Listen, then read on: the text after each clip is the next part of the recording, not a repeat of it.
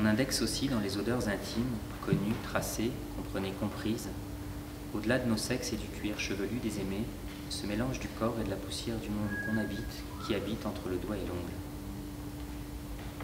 On ne le perçoit qu'en compressant un brin avec le pouce, les pistes de chair où bullent les empreintes de l'annulaire, puis en portant l'alliance à l'ombre de loup obtenue au su de tous, au nez ouvert, et la paix monte quand on la respire.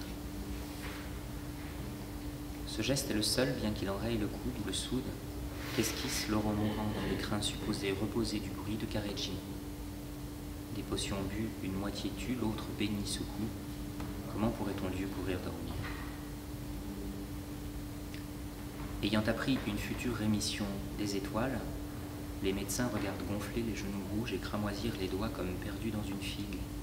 Si l'odeur émane de l'ongle, la goutte la déborde, et avec elle, le mal de la famille infuse. Pour le visiteur, où se pose le regard et la question posée en quelques secondes, d'évidence sur le lit en évidence, même pourri, Laurent voit tout. Le regarder avec insistance ne se peut pas plus que ne pas, clore les yeux l'offenserait. On le sait, tant qu'en bord de lèvres, la bougie bouge, la glace s'embue ou s'entête l'église, le cœur de Laurent bat de l'œil droit, on détaille ses plaies, une à une année au moins lumière du gauche, on le revoit briller, les idées louches.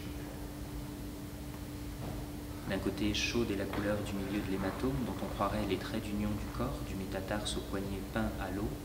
Sur le mouchoir brodé serré de son Julien, Laurent déteint un peu, à l'usure, pique le rince. De l'autre, doigt sur le souvenir, on pointe un moment clé, puis deux Clément pour le premier, venu pour le second d'ailleurs, comme si la mort de Laurent, annoncée au-delà d'elle-même, disait la sienne, et qu'on tremblait doublement. Pique veut dire, mon Laurent, mon pique, tu sais, je touche un... Toi, tu dois connaître un sommet d'abandon qui frôle l'intimité des sourds, où l'odeur d'une salive aimée séchée, comment glisse Pique, voyant ses yeux bouger sans le livre de la bouche. Tes gestes me semblent immobiles, dit Laurent à son corps défendant toute agitation sérémière. Le temps tourne, poursuit Pique en un sens qui nous est et contraire, et même si je t'éponge le front penché circulairement pour l'abolir. On dit qu'au bout d'un temps d'agonie trop dur, trop long, le grenat de la goutte au mourant n'apparaît plus vraiment comme un motif à fondre, prier, méditer. C'est ne pas savoir quand, combien l'idée cesse avant le cœur qui faiblit, qui use. À ce rythme, on pense plus vite qu'on ne croit les proches, de rien ne s'émeuvent.